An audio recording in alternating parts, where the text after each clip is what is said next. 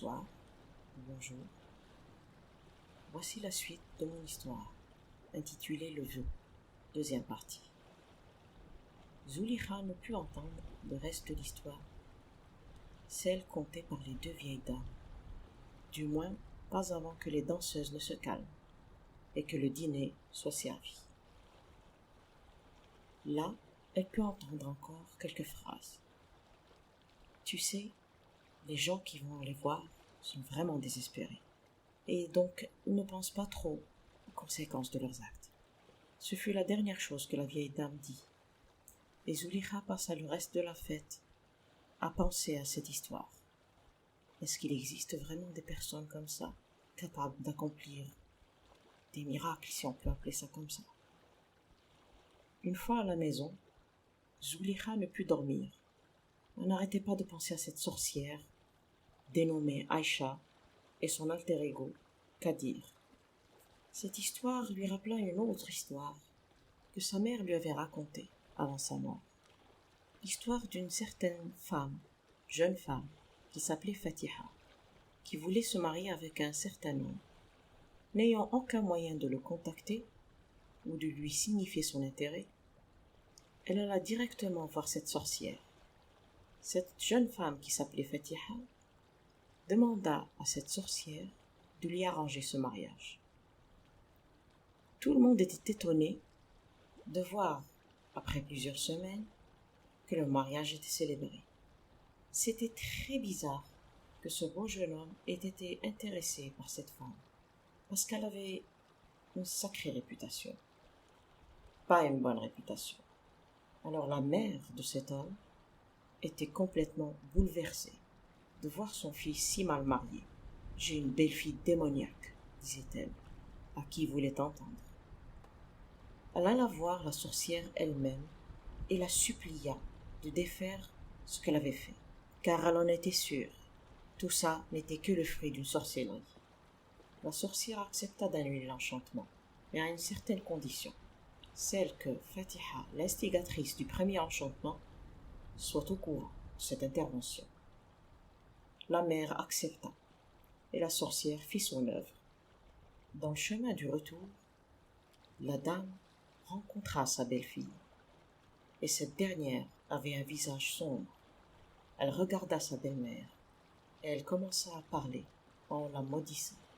« Vous ne verrez plus jamais votre fils. » Le jour d'après, le beau jeune homme divorça et dit à sa mère qu'il allait partir en France. Il l'embrassa, lui dit au revoir, et effectivement, elle ne le revit plus jamais.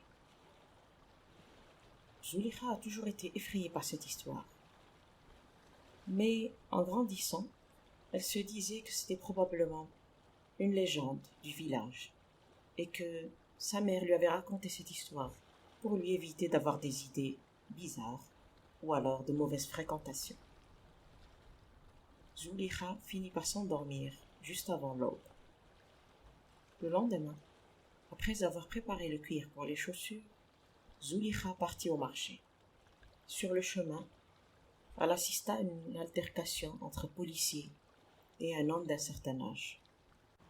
En fait, ce dernier se plaignait que son fils se soit fait renvoyer de l'école. Le directeur de celle-ci était présent et il expliqua que le petit garçon était trop vieux pour passer son certificat. Trop vieux, pensa Zulekha. Pas beaucoup de perspectives pour la jeunesse ici. Et elle pensa à sa propre scolarité. En effet, elle et ses sœurs avaient été mises à la porte pour cause d'âge trop avancé. Elle aurait voulu continuer ses études contrairement à ses sœurs. Elle voulait réussir et être indépendante. Zulekha arriva au marché, et quand elle était sur le point de payer la semoule à l'épicier, elle entendit deux hommes parler de l'ouverture prochaine d'un magasin de chaussures, et l'écoute de l'adresse mentionnée par les deux hommes lui glaça le sang. C'était son adresse, son quartier. Ce magasin allait ouvrir tout près de chez elle. C'est la fin, se dit-elle. Elle prit le chemin du retour, en marchant comme un fantôme. Elle ne pensait à rien. Son esprit était vide, un vide effrayant. Une fois chez elle, Zulika parla de cette histoire à ses sœurs, car malgré sa volonté de les protéger, elle ne pouvait pas leur cacher une chose pareille. Baya pleura tellement qu'elle fit pleurer ses sœurs avec elle. Elles décidèrent de ne pas continuer à travailler la journée. De toute façon, ça ne fait aucune différence, dit Baya. Nous sommes finis. On va être réduite à mendier. Dans l'après-midi, Leila, la deuxième fille, sortit sans dire vraiment où elle allait. Je vais juste faire un tour, dit-elle à Zulika. Mais après 1 heure, elle revint, essoufflée et les yeux rouges. Elle éclata en sanglots. Que se passe-t-il? Zulika demanda. Leila ne put rien dire. Baya la questionna à son tour. Qu'est-ce qui se passe, Leila? Dis-moi. Rassemblant son courage, Leila put prononcer ces 2 mots. Il part. Quoi? Demanda Baya. Comment ça, il part? Zulika, qui ne comprenait rien à la conversation, demanda. Mais qui? Vous parlez de qui? Il m'avait promis de demander ma main, et maintenant il part. Qu'est-ce que je vais faire? Quelqu'un t'a promis le mariage? Demanda Zulika. Qui? Qui t'a fait cette demande? Il t'a laissé tomber, c'est ça? Il s'est joué de toi?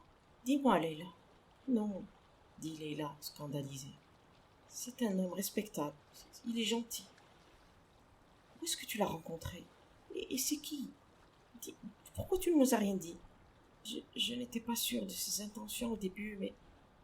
Enfin, c'est le jeune homme qui travaille à la boutique de cuir, notre fournisseur. Il a toujours été très gentil avec moi. Il me faisait des compliments et tout. Et une fois, il m'a dit qu'il allait demander ma main à notre tuteur. Zulika ne put s'empêcher de dire. Ah, c'est pour ça que tu voulais toujours y aller. Enfin, qu'est-ce qui s'est passé? Ils veulent le prendre pour se battre. Se battre? Où ça? Dans leur guerre européenne avec l'armée française. Mon Dieu. Légionnaire? Ils l'ont choisi pour être légionnaire? Mon Dieu. Zulika répéta plusieurs fois. Mon Dieu. Elle n'arrivait pas à croire que 2 mauvaises nouvelles de cette envergure puissent arriver le même jour. Leila continuait à pleurer doucement, et Zulika prit le parti d'aller préparer le dîner. Il faut bien manger, pensa-t-elle. Après le dîner, les 3 jeunes filles allèrent se coucher très tôt, car il n'y avait rien à dire. Zulika, juste avant d'éteindre la bougie, pourquoi ne m'as-tu pas parlé de lui? Je veux dire avant. Leila était gênée. Je n'ai pas osé. Je sentais que c'était une trahison envers toi. Une trahison? Pourquoi? Tu es plus âgé que moi. Mais enfin, ça n'a aucun sens. À chacun son destin. Donc pour toi, si je ne me marie pas, vous resteriez jeunes filles toutes les 2? C'est ridicule. Et surtout, j'aurais été très contente pour toi. Leila sentit son cœur se serrer. La bienveillance de sa grande sœur lui fit du bien, mais la rendait triste en même temps. Zulika, quant à elle, ne ferma pas l'œil de la nuit. Le lendemain matin, les 3 jeunes filles prirent leur petit déjeuner, qui se limitait à un tout petit verre de lait. Il faut qu'on trouve une solution, Zulika décréta d'un seul coup. On va pas se laisser mourir de faim. Mais qu'est-ce que tu proposes? Demanda Baya. Changer d'activité? Ou c'est faire que les chaussures? J'ai toujours été nulle en couture, tu le sais bien. Non, nous allons voir Aïcha. Aïcha? Cette fois, c'était Leila qui parlait. C'est qui cette Aïcha? Et Zulika leur relata l'histoire qu'elle avait entendue au mariage. Leila cria. « Tu es devenue folle. Une sorcière? Mais non, on n'a pas été élevés comme ça. Et puis c'est dangereux, tu le sais très bien. » Les yeux de Baya étaient grands ouverts. « On va être maudite pour l'éternité, tu es folle. La folie serait de rester comme ça, à mourir de faim. » Zulika dit d'un ton déterminé.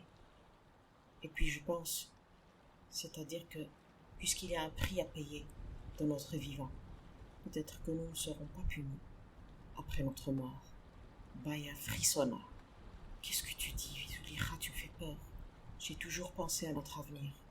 Je n'ai pas arrêté d'y penser, depuis la mort de nos parents.